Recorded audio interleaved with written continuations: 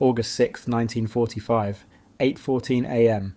The sky over Hiroshima is clear, perfect summer blue, a few high clouds drifting west towards the mountains. On the ground, 300,000 people move through their morning. Factory workers punch in at the Mitsubishi plants. School children in cotton uniforms walk in neat lines toward demolished buildings where classes still meet.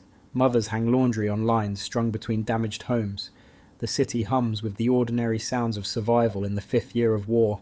Trams clatter through streets, bicycle bells ring, shopkeepers sweep sidewalks. Then, a glint.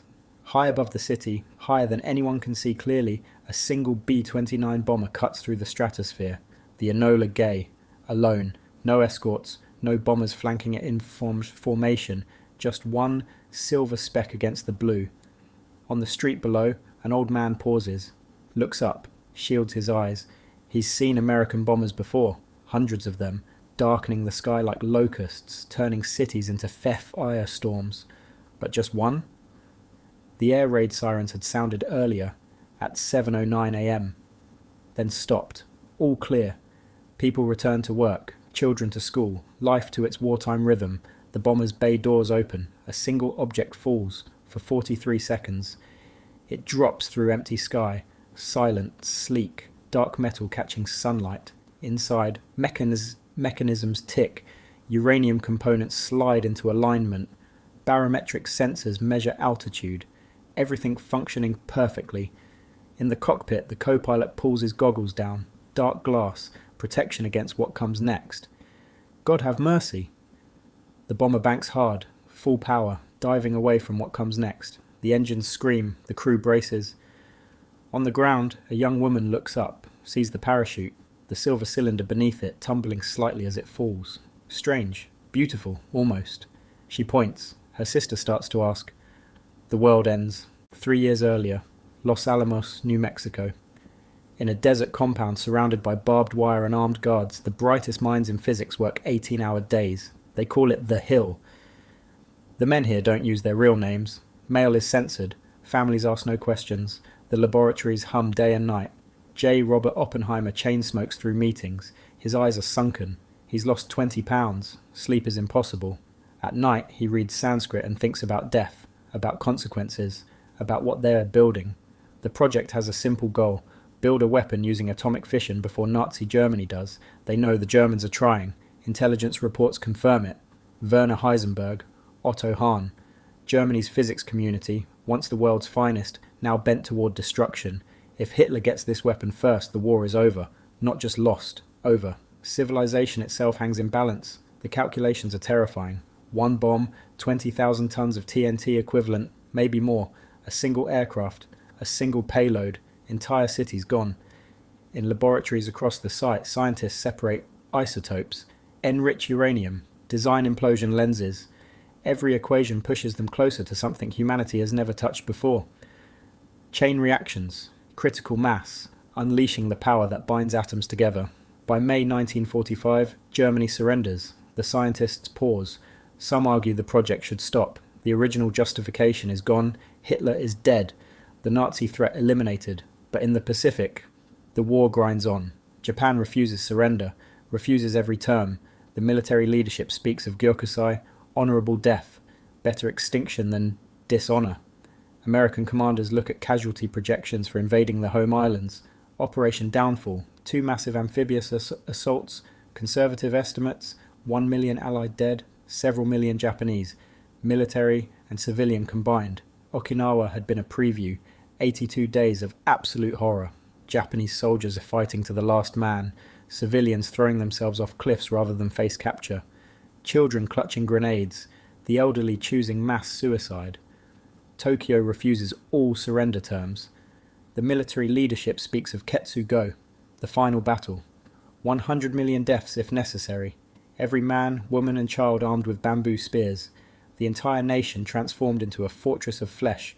President Truman receives the reports, reads the projections, studies the photographs from Okinawa. The bomb is ready, 2 versions.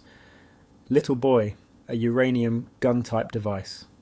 Fat man, plutonium implosion design. He authorizes their use. The target list is drawn up carefully. Cities large enough to demonstrate the weapon's power. cities with military significance, cities that haven't been heavily firebombed yet, so the destruction will be clearly attributable to this new weapon alone.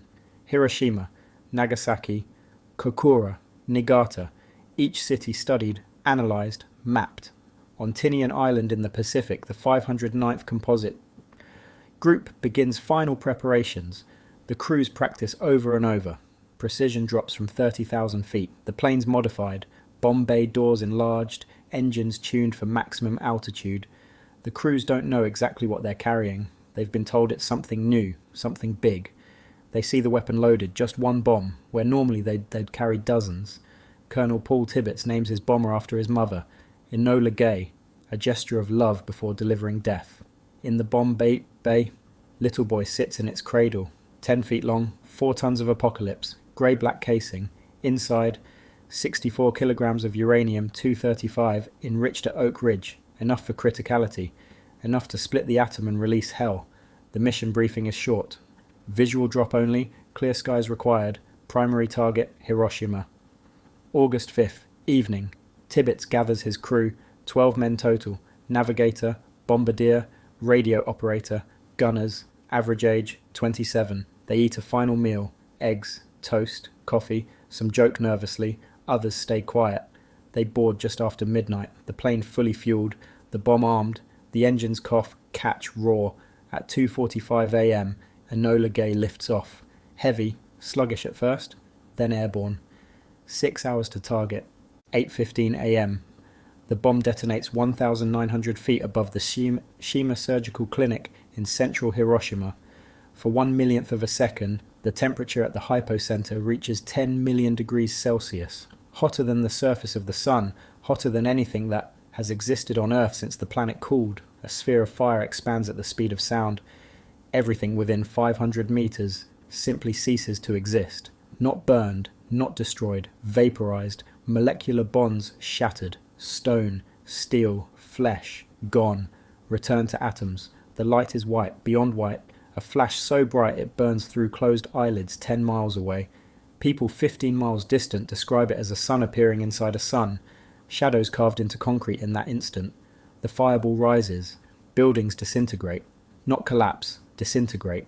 Wood structures ignite instantly, then cease to be. Concrete buildings crumble into powder. Steel frame structures twist like paper. Metal girders, 6 inches thick, bent into pretzels. 1 second later, the shockwave hits. It moves outward at 700 miles per hour. A wall of compressed air, a fist of atmosphere travelling faster than sound, flattening everything in its path for a mile in every direction. Windows explode inward for 5 miles. Glass becomes shrapnel. People caught in the open are thrown like dolls. Bodies slam into debris, into walls that aren't there anymore, into each other. Bones shatter, organs rupture. Thousands die in the first second, simply cease. No pain, no awareness. One moment they exist, brushing teeth, eating breakfast, working at desks. The next, they don't. But tens of thousands more survived the initial blast. They shouldn't have. But walls shielded them, distance saved them. The curvature of streets, the angle of buildings, pure chance placed them in shadows, and shadows saved lives. Now they experience something worse. The thermal radiation has burned them without flame. Third-degree burns across exposed skin. Clothing patterns burned into flesh. White fabric reflected heat, left pale skin beneath. Dark fabric absorbed it, left charred tissue. Eyes melted in sockets, hair gone, scalp burned to the skull. They walk. That's what survivors remember most. The walking. Thousands of people burned beyond recognition, walking through the ruins. Not running, not screaming, walking, silent. Arms held out from their sides because the skin hangs in sheets like kimonos, some naked, clothing vaporized, moving slowly mechanically toward nothing. They walk toward water, the rivers, anything wet. The thirst is unimaginable. The firestorm begins. The superheated air at ground zero rises, pulling in air from all sides. Winds reach 100 miles per hour, sucking inward towards the center. Buildings still burn and collapse further, feeding the flames. The fire spreads block by block, consuming everything the blast missed. Black rain starts to fall. Radioactive ash and debris pulled into the mushroom cloud now comes down as oily dark drops. People open their mouths to drink it. They're desperate, burning. dying of thirst in the middle of a city with 7 rivers. The rain is poison, cesium, strontium, iodine isotopes. It soaks into skin, into open wounds, into mouths and lungs. By noon, 80,000 people are dead, tens of thousands more are dying. Burns, trauma, radiation beginning its invisible work. The city is gone, flattened, burning, unrecognizable. August 9th, 1945. 3 days later. Tokyo has received reports from Hiroshima. The information is fragmentary, confused. Radio communications disrupted. 1 bomb, entire city destroyed. Impossible. Must be multiple bombs. Must be propaganda. The military leadership debates in emergency sessions. Some call it exaggeration. A conventional raid that hit ammunition depots. Chemical weapons perhaps. Others know better, but they don't speak. At 3:47 a.m, a second B-29 takes off from Tinian. Boxcar, crew of 7. Primary target, Kokura Arsenal. Fat man sits in the bomb bay. Plutonium core. Implosion design. More powerful than Little Boy. More complex. 64 detonators must fire simultaneously to compress the plutonium to critical mass. They reach Kokura at 10:44 a.m. Smoke obscures the city. Fires from a conventional bombing raid the day before still burn. Haze drifts across the target zone. The bombardier can't see the aiming point clearly. Orders are strict. Visual drop only. No radar. They need to see the target. 3 passes over the city. No drop. Fuel running low. Fighter escorts peeling off. Commander Frederick Bock makes the decision. Secondary target Nagasaki. The bomber turns south, racing against fuel consumption, against time. 11:01 a.m. Nagasaki spreads below them, built in a valley. Mountains on 3 sides. The Urakami district visible through a break in clouds. Industrial zone, Mitsubishi Steelworks. Population 70,000 in the target area. The bombardier sees his mark. Bomb away. Fat man falls. Detonation altitude 1,650 feet. The flash, the fireball, the shockwave, again. But the mountains contain some of the blast. Channel it. Redirect it through the valley. The destruction is immense but not as complete as Hiroshima. Buildings in some districts survive. The hills shield neighborhoods to the south. Still, 40,000 people die instantly. A Catholic cathedral, the Urakami Cathedral, largest in East Asia, is directly under the blast point.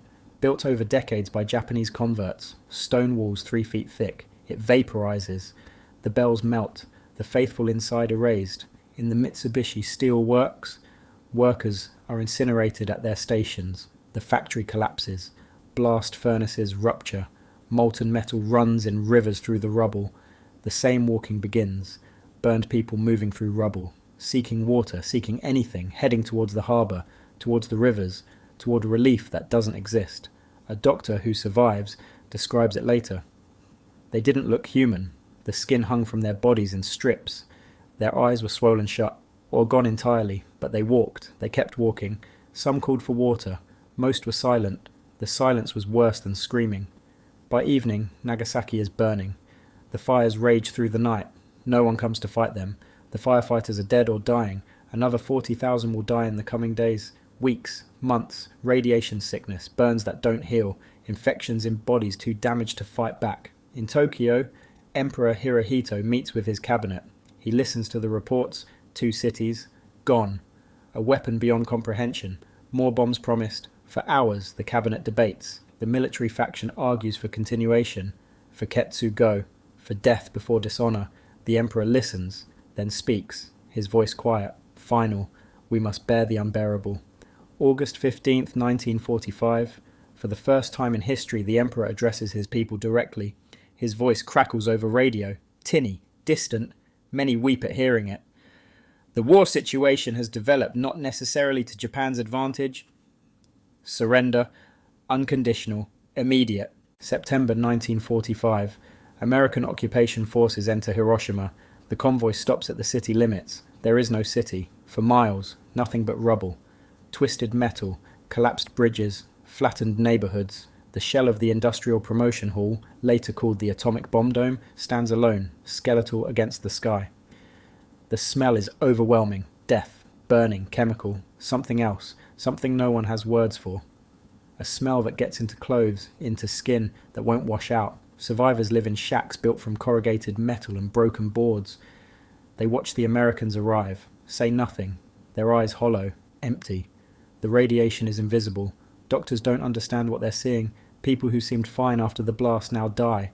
Hair falls out in clumps, bleeding from gums, from eyes, from every orifice, vomiting, organ failure, white blood cell counts dropping to 0. They call it disease X. Pregnant women miscarry. Those who don't give birth to children with defects, microcephaly, malformations, missing organs, the cells damaged at the chromosomal level. The dying continues for weeks, then months, then years, decades. Leukemia rates explode, cancer rates climb. The survivors, Hiroshima, carry the radiation inside them, cesium-137 in their bones, strontium-90 replacing calcium, iodine-131 in their thyroids. Scientists arrive to study the effects. They measure, photograph, document, take blood samples, tissue samples. They map the destruction, calculate blast radius, thermal effects, radiation dispersal patterns. The survivors become specimens. The film reels are classified, the reports sealed. Decades will pass before the world sees the full documentation. At Los Alamos, Oppenheimer receives the final casualty estimates. He stands in silence for a long time, staring at numbers on paper. Later, at a victory celebration, he quotes the Bhagavad Gita, "Now I am become death, the destroyer of worlds." Some scientists celebrate. They ended the war, saved lives, American lives, Japanese lives. The invasion never happened. The projected millions didn't die. Others resign, quit physics entirely, spend the rest of their lives fighting against nuclear weapons. Writing, speaking, warning, the debate begins immediately and never ends. The bombings worked. Japan surrendered. The invasion never happened. Ketsugo remained a plan, not a reality. But the cost is incalculable. In Hiroshima, a watch stops at 8:15. In Nagasaki, a clock freezes at 11:02. The times mark not just the death of 2 cities, but the birth of a new age, the nuclear age, an age of deterrence, of mutually assured destruction, of weapons so terrible their primary purpose is never being used. Decades later, the shadows remain. The man on the steps, the child by the wall, a woman reaching toward her home, burned into stone by thermal radiation, preserved like fossils, ghosts made permanent. The atomic bomb dome still stands, skeletal, haunting, preserved exactly as the blast left it, a monument to what was lost, to what we did. Every year on August 6th, survivors gather. Fewer now, most are gone. The youngest Hibakusha are in their 80s. They light lanterns, float them down to the rivers where so many died seeking water, paper boats carrying prayers for the dead, candles flickering on the current. The names are read, all day, hundreds of thousands of names. The debate never ends. Was it necessary? Was it justified? Could the war have ended another way? Would Japan have surrendered without the bombs? Would the Soviet invasion have been enough?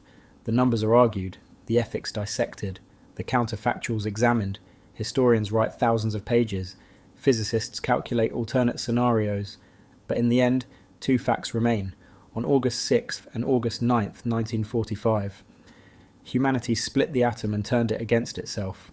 Over 200,000 people died in those moments, and the months that followed. Most were civilians, mothers, children, the elderly, people who had nothing to do with the war's beginning. The war ended, but something else began. A world where cities can be erased in seconds, where weapons exist that can end civilization, where 9 nations possess the capability to destroy all human life. We've lived under that shadow ever since, every day, every moment. The weapons still exist, thousands of them, more powerful than Fat Man and Little Boy, some 1,000 times more powerful, enough to end everything. The watch still shows 8:15, the shadows still mark the walls, the dome still stands in Hiroshima, a reminder of what we're capable of. And the question remains, not whether we could do it again, but whether we will.